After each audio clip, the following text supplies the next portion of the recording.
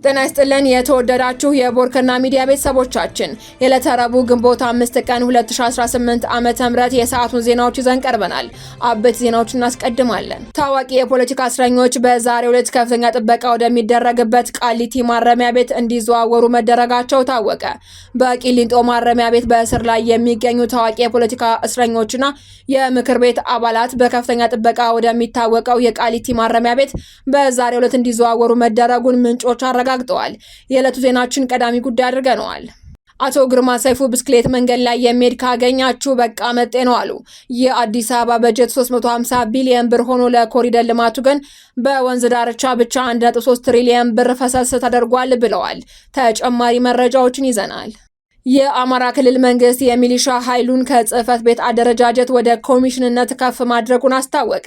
አማራ ክልል ከዚህ ቀደም ሲጠቀምበት የቆየውንና በጽህፈት ቤት ደረጃ የነበረውን የሚሊሻ አወቃቀር በኮሚሽነርነት እንዲመራ ማድረጉን አስታውቋል።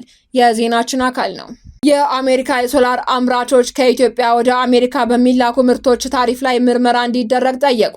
የአሜሪካ የሶላር አምራቾች ከኢትዮጵያ ኤክስፖርት በሚደረጉ የሶላር ምርቶች ታሪፍ ላይ የፌዴራል የንግድ ባለስልጣናት ምርመራ እንዲያካሂዱ መጠየቃቸውን ሮይተርስ ዘግቧል።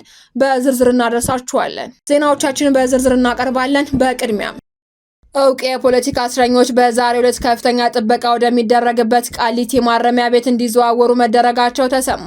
በቂሊንጦ ማረሚያ ቤት በእስር ላይ የሚገኙ ታዋቂ የፖለቲካ እስረኞችና የምክር ቤት አባላት በከፍተኛ ጥበቃ ወደሚታወቀው የቃሊቲ ማረሚያ ቤት በትላንትናው ዕለት እንዲዘዋወሩ መደረጉ ተሰምቷል። ስማቸው እንዳይጠቀስ የፈለጉ አንድ የፌዴራል ማረሚያ ቤት አስተዳደር ሰራተኛ ለሚዲያችን እንደገለጹት ከሆነ አቶ ዮሐንስ ቧያሌው፣ አቶ ክርስቲያን ታደለ፣ ዶክተር ወንደሰን አሰፋና ጋዜጠኛ ጎበዜ ሲሳይን ጨምሮ በርካታ ተጽዕኖ ፈጣሪ ግለሰቦች ወደ ቃሊቲ እንዲዘዋወሩ ከተደረጉት መካከል ይገኙበታል። ይህ የእስር ቤት ዝውውር የተደረገውም ያለምንም ቅድመ ማስታወቂያ ሲሆን እስረኞቹ በድንገት ተነስተው ወደ እኛ አዲሱ ማረፊያችን እንዲያመሩ ተደርጓል ሲሉ ማረጋገጫውን የሰጡን ደግሞ የቃሊቲ እስር ቤት ባልደረባ ናቸው። ለዚህ ድንገተኛ ዝውውር እንደ ዋና ምክንያት የቀረበው በቅርቡ የሚካሄደውን ሀገራዊ ምርጫ ተከትሎ በአዲስ አበባ ከተማ ውስጥ ሁከትና ብጥብጥ ከተነሳ ለጥንቃቄ በሚል የተሰጠ የጸጥታ ስጋት መሆኑ ተገልጿል። የብሔራዊ መረጃና ደህንነት አገልግሎት እንዲሁም የኢንፎርሜሽን መረብ ደህንነት አስተዳደር በጋራ ባጠናቀሩት መረጃ መሰረት በምርጫ ወቅት ብጥብጥ ቢነሳ እነዚህ ታዋቂ እስረኞች ትኩረት ሊሆኑ ይችላሉ የሚል ቅድመ ማስጠንቀቂያ ለመንግስት መቅረቡ ታውቋል። በመሆኑም መንግስት የጸጥታ ስጋቱን ለመቀነስና እስረኞችን በቅርብ ክትትል ስር ለማዋል ሲል ይህንን ውሳኔ ማሳለፉን ተመልክቷል። እነዚህ የፖለቲካ እስረኞች እስካሁን በቂሊንጦ ማረሚያ ቤት ቆይታ የነበራቸው ቢሆንም መንግስት በተለያዩ ጊዜያት የጸጥታ ስጋት አለ በሚል ምክንያት እስካሁን ከ5 ጊዜ በላይ ከተለያዩ ማረሚያ ቤቶችና ዞኖች ሲያዘዋውራቸው መቆየቱ ይታወሳል። ይሁን እንጂ የአሁኑን ዝውውር ከአሁን ቀደሞቹ ለየት የሚያደርገውና እስረኞቹን ከከተማ ዳርቻ ካለው የቂሊንጦ ማረሚያ ቤት በማውጣት ወደ መሀል ከተማ በማስጠጋት በፌዴራል ፖሊስና በአገር መከላከያ ሰራዊት ጥምር ኃይል ጥብቅ ጥበቃ እንዲደረግባቸው መደረጉ ነው ተብሏል። ከላይ በስም ከተጠቀሱት ግለሰቦች በተጨማሪም ሌሎች ከፍተኛ አመራሮችና ባለሙያዎች የዝውውሩ አካል መሆናቸው ታውቋል። ዶክተር ካሳ ተሻገር፣ ዶክተር ጫኔ ከበደ፣ ዶክተር ሲሳይ አውግቸው፣ ዶክተር ግብረ ማለሙና ጋዜጠኛ ዳዊት በጋሻውን ጨምሮ ወደ 50 የሚጠጉ በሽብር ወንጀል ተጠርጥረው በእስር ላይ የሚገኙ ግለሰቦች በአሁኑ ወቅት በቃሊቲ ከፍተኛ ጥበቃ ማረሚያ ቤት እንደሚገኙ ምንጮቻችን አረጋግጠዋል። ዝውውሩን ተከትሎም በእስረኞች ቤተሰቦች ዘንድ ጭንቀት የተፈጠረ ሲሆን እስካሁን ድረስ በማረሚያ ቤቱ በኩል የተሰጠ ይፋዊ መግለጫ የለም። አቶ ግርማ ሰይፉ ብስክሌት መንገድ ላይ የሚሄድ ካገኛችሁ በቃ መጤ ነው አሉ። የአዲስ አበባ በጀት 350 ቢሊዮን ብር ሆኖ ለኮሪደር ልማቱ ግን በወንዝ ዳርቻ ብቻ 1.3 ትሪሊዮን ብር ፈሰስ ተደርጎበታል ብለዋል።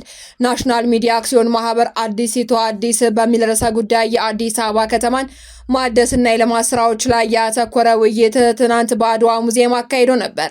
በዚሁ መድረክም ጥናታዊ ጽሑፍ ቀርቧል። ተሳታፊዎችም ከኮሪደር ተነሾች ጋር በተያያዘ ጥያቄዎችን አንስተዋል። በመድረኩ ላይ የዳሰሳ ጽሑፍ ያቀረቡት የአዲስ አበባ ዩኒቨርሲቲ መምህር ዶክተር ዳዊት በንቲ አዲስ አበባ ከተማ የተቆራረጠች ለዋና ከተማነት የማትመች መሆኗን ለቀደሙት ነገስታቶች ለልማት ፈተና ሆና መቀጠሏን ተናግረዋል።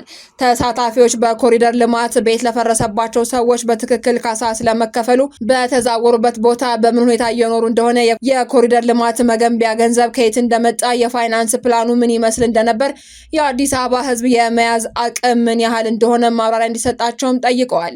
በዚሁ መድረክ የዳሰሳ ጽሑፍ ያቀረቡት የከተማና ቀጠናዊ ፕላኒንግ እና ከፍተኛ ተመራማሪው ዶክተር እሸታየሁ ክንፉ አዲስ አበባ ወደፊት ምን ያህል የህዝብ ቁጥር መያዝ እንዳለባት፣ ድንበሯ የት ድረስ መሆን እንዳለበት ሲያብራሩ ፖሊሲ መዘጋጀት እንዳለበት አሳስበዋል። አዲስ አበባ ህዝብ የመያዝ አቅሟ ምን ያህል እንደሆነ ከተሳታፊ ለተጠየቁት ማብራሪያ በሰጡት ምላሽም ይህንን ያሉት ተመራማሪው ከተማ ዝም ብሎ መለጠጥ የለበትም፣ ከተማ የትም ዓለም ላይ ዝም ብሎ አይለጠጥም ሲሉ ተናግረዋል።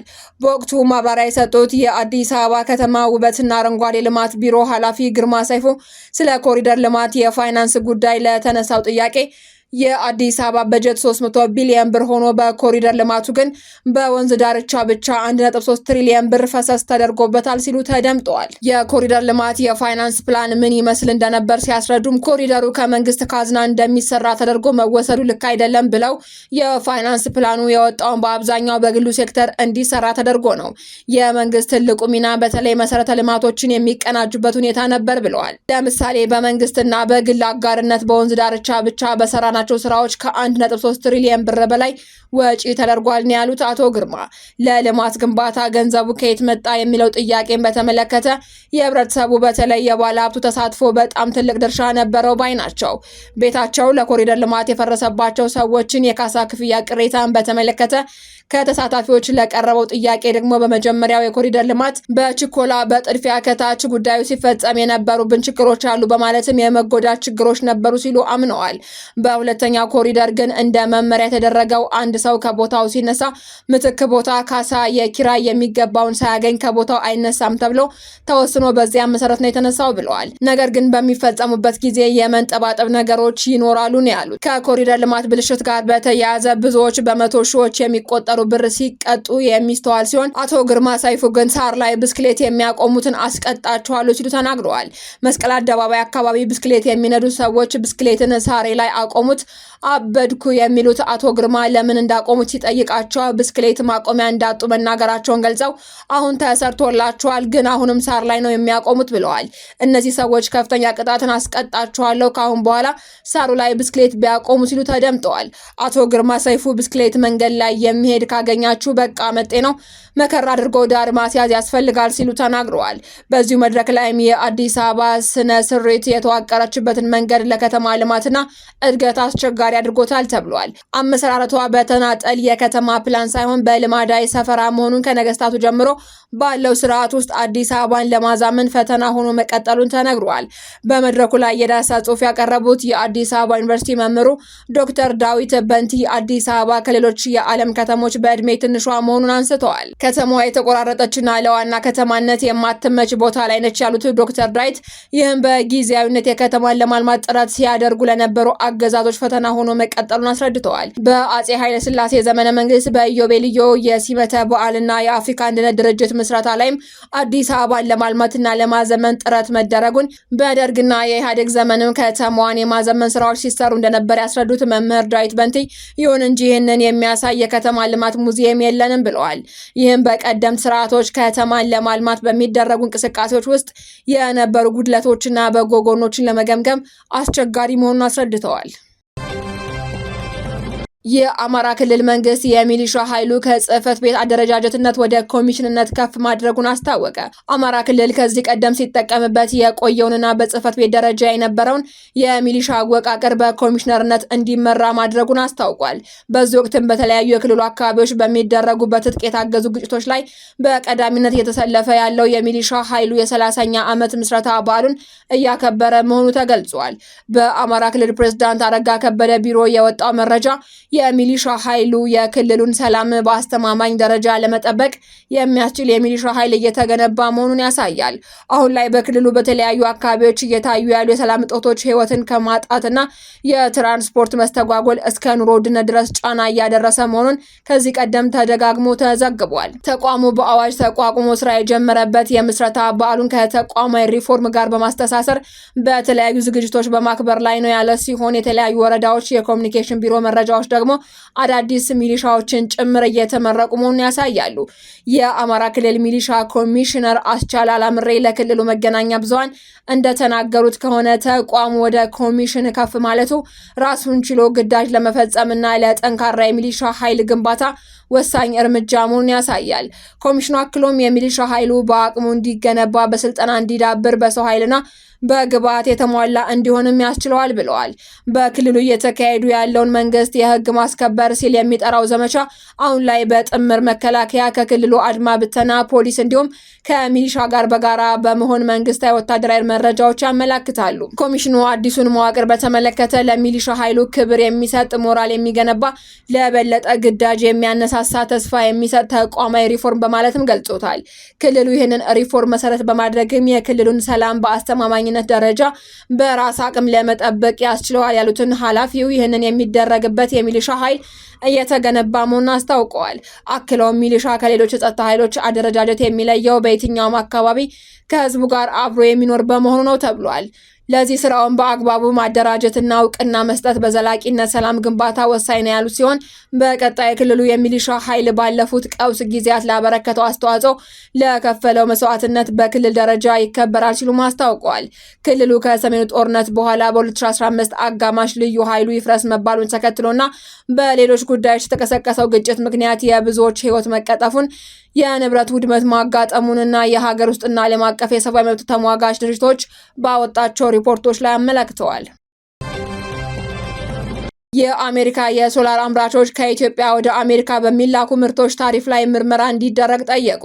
የአሜሪካ የሶላር አምራቾች ከኢትዮጵያ ኤክስፖርት በሚደረጉ የሶላር ምርቶች ታሪፍ ላይ የፌዴራል የንግድ ባለስልጣናት ምርመራ እንዲያካሂዱ መጠየቃቸው ተዘግቧል።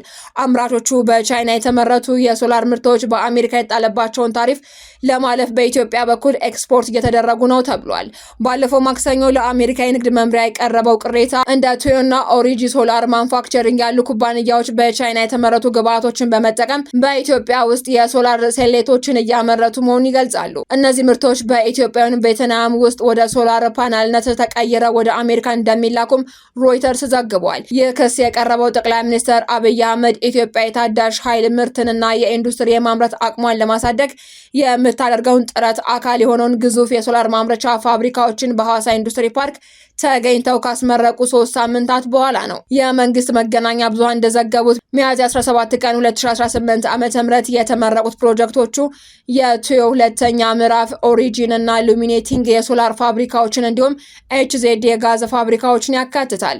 እነዚህ የሶላር ፋብሪካዎችን በጋራ በአመት 11.3 ጊጋዋት የንጹህ ኢነርጂ ቴክኖሎጂዎችን የማምረት አቅም ይኖራቸዋል ተብሎ ይጠበቃል። ጠቅላይ ሚኒስትር አብይ አህመድ ሚያዝያ 17 ቀን 2018 ዓ.ም በማህበራዊ ትስስር ገጻቸው ባስተላለፉት መልእክትም ዛሬ በሲዳማ ክልል ሐዋሳ ከተማ በሚገኘው የሐዋሳ ኢንዱስትሪ ፓርክ የቱዮ ሁለተኛ ምዕራፍ የኦሪጂን እና የሉሚኔቲክ የሶላር ፋብሪካዎችን እንዲሁም ኤችዜድ የጋዝ ፋብሪካን መርቀናል ብለዋል። ጠቅላይ ሚኒስትሩ አክለውም እነዚህ ፕሮጀክቶች አሁን ላይ ሰፊ የስራ ዕድል መፍጠር የቻሉ መሆናቸውንና የኢትዮጵያን ሰፊ የኢንዱስትሪና የታዳሽ ኃይል ፍላጎት የሚያንጸባርቁ መሆናቸውን ገልጸዋል። ሮይተርስ በዘገባው እንደገለጸው ከሆነ አቤቱታውን ካቀረቡት የአሜሪካ ድርጅቶች መካከል ፈርስት ሶላር፣ የደቡብ ኮሪያው ሃንዋ ግሩፕ ቅርንጫፍ የሆነው ኩዊሴልስ እና ሌሎች 6 አነስተኛ አምራቾች ይገኙበታል። ሁለቱ ግዙፍ ኩባንያዎች በአሜሪካ ውስጥ የሶላር ማምረት አቅማቸውን ለማሳደግ በቢሊዮኖች የሚቆጠሩ ዶላር መዋለ ንዋይን ማፍሰሳቸውን ዘገባው አመላክቷል። እንደ አሜሪካ የንግድ ሕግ ከሆነ ኩባንያዎቹ በምርቶቹ ላይ መጠነኛ ለውጦችን ብቻ በማድረግ በሶስተኛ ሀገራት በኩል ምርቶችን በማስላክ የጣለባቸውን የታሪፍ ክፍያ ማለፍ ወይንም መሸሽ የተከለከለ ነው። በመሆኑም ኢትዮጵያ በሶላር ኢንዱስትሪ ማምረት ረገድ ታዋቂ የሆነች መምጣቷን የጠቀሰው ሮይተርስ አሜሪካ በ2017 አጋማሽ በፊት ከኢትዮጵያ ምንም አይነት የሶላር ምርት የማታስገባ ቢሆንም ባለፈው ዓመት መጨረሻ ላይ ግን ምርቱ ወደ 300 ሚሊዮን ዶላር ገደማ ከፍ ማለቱን አመላክቷል።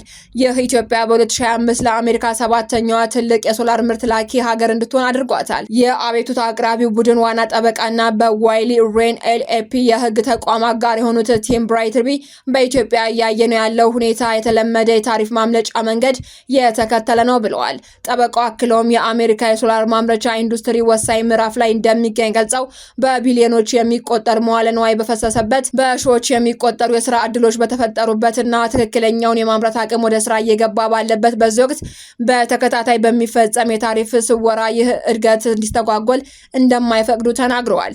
እንደ ሮይተርስ ዘገባ ከሆነ የቻይና የሶላር አምራቾች ከፍተኛ የመንግስት ድጎማ ተጠቃሚ መሆናቸውን በምርምር በመረጋገጡ አሜሪካ ላለፉት 10 ዓመታት በቻይና የሶላር ምርቶች ላይ አንቲ ዳምፒንግ እና የማካካሻ ቀረጥ ስትጥል ቆይታለች።